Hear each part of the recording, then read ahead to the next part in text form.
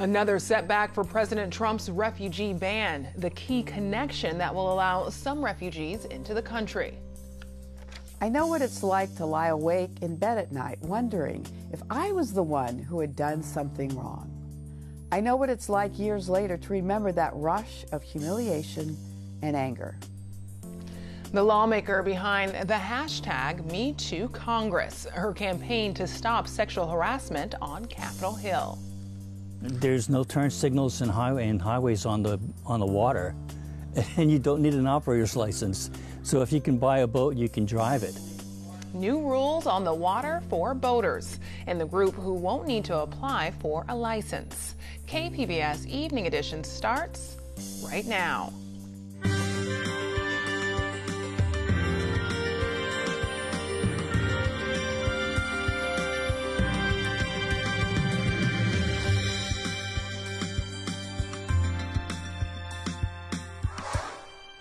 Good evening and thanks for joining us. I'm Ebony Monet.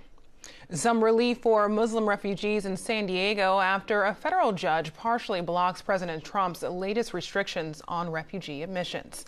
The decision came a day after an appeals court said the restrictions shouldn't include people with strong U.S. ties. KPBS reporter Jean Guerrero has the story. Since late October, admissions from 11 countries were put on pause pending a 90-day security review. The countries are Egypt, Iran, Iraq, Libya, Mali, North Korea, Somalia, South Sudan, Syria, and Yemen. But a federal judge in Seattle says that while the U.S. can continue its security review, it must resume accepting refugees from these countries in the meantime, at least when they have strong U.S. ties. Hanif Mohebi of the Council on American Islamic Relations says San Diego's Muslim community is relieved. This is the latest expression of our legal institutions confirming that the Muslim Ban 3.0 is still discriminatory, illegal, and unconstitutional. Although Trump's refugee restrictions have been revised to include some countries that are not Muslim, Hanabi says they still disproportionately target Muslims. The administration's security review is expected to be completed by the end of January. Jean Guerrero, KPBS News. Starting next week, California's minimum wage is going up to $11 an hour at businesses with more than 25 employees. The city of San Diego's minimum wage is already higher than that. But not all local employees are getting the pay they're owed. KPBS reporter Claire Tragesser has details. A local law guarantees everyone working in the city gets $11.50 an hour and 5 paid sick days a year. But not all businesses are paying the higher wage or giving those sick days. Just under 100 employees have been given back wages totaling about $33,000 for minimum wage violations, according to the city. The city also has collected $28,000 in penalties from 2 businesses. A city spokeswoman wouldn't say what businesses those were. Kyra Green, director of the nonprofit advocacy group Center on Policy Initiatives, says the city isn't doing enough to get the word out about the higher wage or sick days. Very few people know that there's an office, a local office that they can go to if they are not receiving the proper minimum wage or if they're not getting adequate access to earn sick days. Green says the city relies on employees making complaints. She'd like the city to proactively look for businesses breaking the law. Claire Tragesser, KPBS News. Community clinics got a last-minute reprieve from Congress just before Christmas in the form of some desperately needed stopgap funds. But KPBS health reporter Kenny Goldberg explains the clinic's long-term funding remains up in the air. The continuing resolution Congress approved provides $550 million for community clinics. That money funds clinics only through the end of February. Bernita Todd is Senior Vice President of Health Center Partners of Southern California. That's a network of 17 community clinics in San Diego, Riverside, and Imperial counties. She says clinics need a stable source of funding. Our health centers don't operate in this last-minute fashion like Congress is operating right now. And so many of them are still with contingency and scenario plans about reorganization or staff closures. So it's touch and go. Todd says lawmakers support community clinics, but they're at odds at how to pay for them. Congress will revisit the matter next month. Kenny Goldberg, KPBS News. California Congresswoman Jackie Speier introduced bipartisan legislation to crack down on sexual misconduct on Capitol Hill. Recently, she shared her own story of being assaulted as a congressional aide more than 40 years ago. Like so many of you, I have a Me Too story to share. I was working as a congressional staffer. The chief of staff held my face, kissed me, and stuck his tongue in my mouth. So I know what it's like to keep these things hidden deep down inside. I know what it's like to lie awake in bed at night wondering if I was the one who had done something wrong. I know what it's like years later to remember that rush of humiliation and anger. Speier also created the hashtag #MeTooCongress to raise awareness of the prevalence of sexual harassment. KQED's Thuy Vu talks to the Congresswoman about her legislation.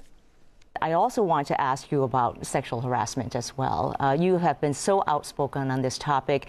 This week, we saw an exchange between President Trump and Senator Kirsten Gillibrand of New York. She had called for him to resign because of sexual misconduct allegations. President Trump then responded by posting a tweet suggesting that Senator Gillibrand would, quote, do anything for campaign contributions. What do you make of all that? Well, at the time, I said it was grotesque and that it took my breath away. Imagine, this is the President of the United States making a comment like that of a colleague in the U.S. Senate. Now, he's done it to members of his own party in the Senate as well, whether it's Mitch McConnell or Jeff Flake or Senator Corker. And, you know, the truth is his conduct is so over the top. It crosses the line so often, not just with members of Congress, but with elected leaders around the world, that he is a real liability to us as Americans. And in fact, you are calling for an investigation by the U.S. Office of Government Ethics. And we should point out that he has denied all 19 allegations of sexual misconduct against him so far. So he has denied all 19. At the very least, these women have a right to be heard. And I'm recommending that we have hearings in the House. If the Government Oversight and Reform Committee is unwilling to have those hearings, which the chair has basically said, based on what you're alleging here, this is criminal conduct, I'm referring this to the Department of Justice. We wrote back and said, well, we've had many instances in the history of the Congress where there have been Department of Justice investigations going on, be it Whitewater or Fast and Furious, any number of investigations where the House continued to do its work in terms of doing public policy investigations, and that's what we should be doing as well. And we showed a clip from what you said earlier when you bravely stepped forward to talk about your own experience with sexual harassment on Capitol Hill, and you have now proposed a bill. And how would your bill change what you call the culture of sexual harassment on Capitol Hill? Well, first of all, let me say that we've taken a huge step forward. In 2014, I introduced legislation to require mandatory sexual harassment training prevention for members and staff. It wasn't even given an opportunity to be heard as an amendment. This year, we've already passed it, and it will take effect. The other component is the Me Too Congress Act, which will change the system, because right now it takes 90 days before a victim can actually file a complaint. There's mandatory mediation. There's a mandatory non-disclosure agreement. All of those things should be voluntary, and there should be a victim counsel representing the victim. So you will streamline the process. But is legislation enough, though? Because you were in the California Assembly and Senate. You wrote legislation mandating sexual harassment training. And yet we have a situation now in California where nearly 150 women signed a letter decrying what they say is the culture of sexual harassment in Sacramento around the Capitol. Yes, let me tell you, that was so disturbing to hear about that after I had worked and seemingly had created an environment where there would be that kind of training. Well, training is not enough. It starts at the top, and you do have to change the culture, and you've got to make sure there's a place for victims to come and that they will have a soft landing afterwards. The reason why they don't come forward is because they can't afford to lose their jobs. You can see more of this interview on kqed.org. A tree that's been on the grounds of the White House for nearly 200 years will be mostly removed. White House staff says First Lady Melania Trump made the decision after consulting with the U.S. National Arboretum. Tree experts say a magnolia tree planted by President Andrew Jackson is weak and poses a safety risk. A portion of the tree will be removed this week while the first family is away. Wood from the tree will be preserved and seedlings will be saved to plant a new tree. Christmas trees around San Diego will be coming down in the days ahead. KPBS reporter Megan Burks explains the city's tree recycling program can help extend the life of the Miramar landfill. Naked and brittle Christmas trees kicked to the curb can make for a harsh end to the holiday cheer. But in the eyes of the city, those browning carcasses signal new life. Last year, the city landfill turned more than 164,000 Christmas trees into mulch and compost.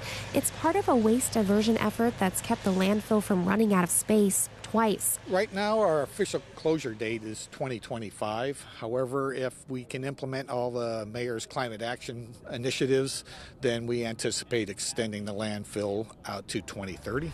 The city is working to divert 75% of its waste by 2020 and nearly all of it by 2040. If you want to recycle your fading fur, go to kpbs.org for details. Megan Burks, KPBS News. The largest wildfire in California history is now largely contained and for the most part stopped. Fire officials say the wildfire is not expected to make any further forward progress. The fire destroyed more than 1,000 structures, burned more than 440 square miles, and killed a San Diego County firefighter since starting 3 weeks ago. San Diego is on pace for one of its driest winter seasons ever. Forecasters from the National Weather Service say San Diego has seen less than 1/10 of an inch of rain so far this winter. That's nearly 3 inches behind the average for this time of year. If we don't get any rain by January 5th, this will be the second driest winter on record for San Diego. The dry trend will continue for the final week of 2017 with sunny days and cold nights ahead. Erin Calandra has details in tonight's forecast. Thanks, Ebony. Today started off kind of on the slow side. We had some fog and some clouds breaking up by the afternoon for a little bit of sunshine. Taking a look right now at our satellite and radar, it's pretty quiet. We still have some clouds across the county, and some of those very interior spots of our county saw just a couple very brief spotty showers in places. But a majority of us, it was pretty uneventful. Quiet, not very windy. Temperatures a little warm, maybe a degree or two above normal, so nothing major happening there either. Taking a look at the larger picture, not much happening, just some cloud coverage and again some very spotty activity right near Las Vegas. So for tonight, 48 degrees, partly cloudy skies, and across the region that's how it will look. Couple clouds floating around.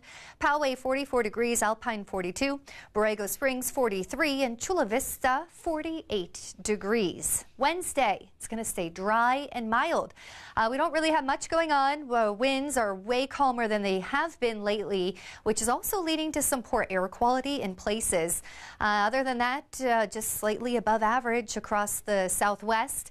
And here we are for tomorrow. Oceanside 70 degrees, excuse me, with some sunshine. Ramona 77, San Diego 69, and Alpine 75 degrees for the high temperatures. Along the coast, it's going to stay beautiful.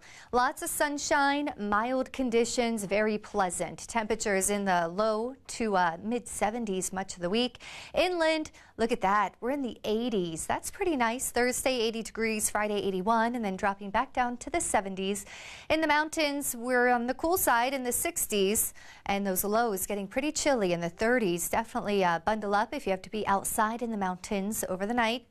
And then in the deserts, very pleasant, very warm and nice conditions. Lots of sunshine, and we're in the upper 70s, even reaching 80 by Friday. Those lows, though, in the 40s, so a bit cool overnight. For KPBS News, I'm Erin Calandra. New laws are about to take effect that target drivers abusing the disabled parking system. The Department of Motor Vehicles will limit the number of replacement placards that can be issued to an individual. There will also be new standards for proving someone's identity. A recent audit found 35,000 parking placards in use were issued to people who have since passed away. Those are the people that we really want to go after and say, we're not going to put up with this, because anytime you take that spot illegally, you're preventing somebody else with limited mobility from using that spot and being able to get on with their life. Disabled placards have been issued on a permanent basis. Starting January 1st, recipients will have to renew their permits every 6 years. Right now, anyone in California can hop on a boat and drive away without any training or a license. That will change starting next week when a new law goes into effect, requiring licenses for boaters by 2025. But the law leaves out a big group: renters, who often have the least boating experience. And KPBS reporter Claire Tragesser has the story. Right here, I will turn on the boat and it'll start up. Mine is a low idle, so I have to turn it on and then put this throttle up. Calvin Pedroli likes to take his small motorboat out from the San Diego Yacht Club with his friends. Right in this area where we are is called La Playa. He's been driving boats since he was a kid. With my dad, we had a boat that would break down all the time. Much longer than he's been able to drive. It's definitely different than driving a car because you have to think about drift, because when you turn, it's gonna have the boat slide a little bit. Also, you have to think about wind, because that's going to affect you. You're going to move differently, and current. Pedroli is 17, and while he's been boating his whole life without a license, that will soon change. In January, a new California law will require everyone under 20 who drives a boat with a motor to get a license. The law will gradually phase in until 2025, when all boaters in the state will need a boating card. California is one of just 5 states that currently doesn't require any license to boat, though some states only have requirements for people under 18. The state also has the biggest coastline in the country and is among the top 5 states for number of registered boats, according to data from the U.S. Coast Guard. So it's maybe not surprising that last year, California had more boating accidents than any other state besides Florida. According to the Coast Guard, 77% of deaths last year occurred on boats where the operator did not receive any boating instruction. So the Class A is about boating safely. On a recent Saturday morning at the Chula Vista Marina, a group of boating students gathered for a class. It covers the real basics of boating safety. It meets the requirements for getting a California boater card. At the end, they took a test, and if they passed, they got their boating license. Applicants can also take the test online. But there are different types of propulsion. The teacher, Bill Anderson, is with the Coast Guard Auxiliary and says he thinks the licenses will help with safety. If you want to drive a car, you have to have classroom instruction and take a test. You have to get hours behind the wheel, and you have to drive it for a performance test. And boating is more complicated than driving, he says. There's no turn signals in highways on the water, and you don't need an operator's license. So if you can buy a boat, you can drive it. But the new law has a hole in it. If you own a boat or drive a friend's boat, you'll need a license. However, if you rent a boat, you won't need a license. For tourists who come here to San Diego, it's really nice, and you can rent a boat and go, but you still don't know anything about it. And we joke because we've overheard people renting a 20-foot boat to go out for the day and ask where the gas pedal is. And there is none on a boat. A majority of the boat accidents in the U.S. last year happened on boats that weren't rented, according to the Coast Guard. But still, local boaters worry. I go out on the bay, I go out on the ocean with my friends and with my family, and it would be nice to know that everybody is at least doing the minimum. Andy Kurtz is the last person you'd expect to want requirements for boat renters. So we're gearing up for one of the busiest weekends of the year. He owns Seaforth Boat Rentals in San Diego. Before my hair was gray, I used to make it gray by worrying that we would have mandatory boat licensing in California, because I thought that would negatively impact our business. So anyone who wants to drive will have to go over the safety with us. Asking boaters to get a license ruins the spontaneity of being on vacation and deciding to rent a boat. Know what any safety equipment is. The guys down at the dock will show you. Just make sure you're paying attention to them. But Kurt still wants required education for boat renters. Remember to stay at least 150 feet away from any land at all times. Kurtz's employees give safety briefings to all boat renters, both in the store and again on the dock. But not all boat renters give instructions to their customers. Kurtz would have liked those briefings to be required under the new law. We do everything that we can to make sure that our customers have as much knowledge as they possibly can in the short amount of time that's allotted, that they can operate that boat safely. I'm always on the water, so I'm definitely comfortable now. For boaters like Calvin Pedroli, that safety comes from education and practice. Definitely starting, it's kind of scary knowing that you have full control of a prop in the back and you're on the water and stuff, but I was pretty comfortable with it at the start because that was my grandpa and my dad. After learning from his family how to captain a boat, he now has no problem being out alone on the water. And he's pretty sure he'll ace his test in time to get his boating license by January. Claire Tregesser, KPBS News. And to apply for your card, go to californiavotercard.com. Nearly 2 million Americans live near some of the most polluted places in the country, known as Superfund Sites. Severe storms and rising sea levels risk spreading the contamination. Ned Barker reports on the new challenges for cleaning them up. An unlikely tour. Does anybody know what a Superfund site is? On the history of pollution. The mud on the bottom of the river is contaminated, and that's for over 100 years of industrial contamination. The boat ride designed to teach people in the Seattle neighborhood of South Park about the contaminated river that borders their homes. While progress has been made in cleaning up the Duwamish River, the neighborhood faces another threat, contamination that could spread if the area floods. And South Park residents are not alone. An Associated Press analysis shows that nearly 2 million people live within 1 mile of toxic sites located in flood-prone areas or that are vulnerable to sea level rise. The AP identified 327 such sites after reviewing flood zone maps, census data, and records from the U.S. Environmental Protection Agency. This year's historic hurricane season exposed the little-known public threat. Highly polluted sites can be inundated by floodwaters, potentially spreading toxic contamination. During Hurricane Harvey, more than a dozen Superfund sites were flooded in Houston, with breaches reported at 2 of them. And everything was coated with this, all the tools I've been cleaning, everything, the cars, it's a soot, it's a slimy, I don't know, it's almost like, it's nasty. In 2014, the EPA said prolonged flooding at low-lying Superfund sites could cause extensive damage. But under the Trump administration, a Superfund task force report makes no mention of flood risk due to stronger storms or rising seas, and the White House's proposed 2018 budget seeks to slash cleanup funding. In response, an EPA spokesman said, quote, "Despite fear-mongering from the Associated Press, not a single dollar has actually been eliminated, as Congress still hasn't passed a budget." Some of the 327 sites have had at least some work done to help mitigate the threat to public health. The vulnerable sites are scattered across the nation, but Florida, New Jersey, California, and Washington have the most people living near them in mostly low-income, heavily minority neighborhoods. I hope they clean it up so the river is not contaminated anymore. Besides rising sea levels, scientists say climate change will result in more intense storms that could bring heavy rainfalls to rivers and other waterways. Floods of the future are going to be bigger and sometimes even in new places, enlarging the floodplain than they have in the past.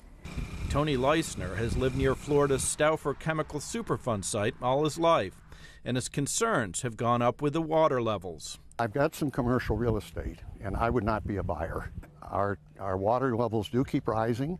There is going to be infiltration there. Back in Seattle, officials estimate the rest of the river near South Park will be cleaned up in the next 2 decades. But the Superfund, it's the same thing. We can't afford to live anywhere else in Seattle, so we do the best we can here. But that timetable does little to contain the worry about the contamination spreading beyond these banks. Ned Barker, Associated Press. I'm Hari Srinivasan. Tonight on the NewsHour, Russians continue to meddle in U.S. affairs beyond the ballot box. Coming up at 7, right after Evening Edition on KPBS. We're about 6 weeks away from the start of the Winter Olympics, and Lake Tahoe will play a big role in getting Team USA ready. The Squaw Valley Alpine Meadows has signed a deal with the U.S. ski and snowboard team to be one of its 5 official training centers. California's Mammoth Mountain is also on the list. Lake Tahoe has a rich Olympic history, with Squaw Valley hosting the Winter Games in 1960. Now here's a look at what we're working on for tomorrow in the KPBS newsroom. On Morning Edition, fading away, the rare bays that glow in the dark and the changes to their habitat. And on Midday Edition, looking ahead to changes for businesses and law enforcement with the start of retail cannabis sales. That's tomorrow on KPBS Radio. You can find tonight's stories on our website, kpbs.org/evening edition. Thanks for joining us. Have a great night.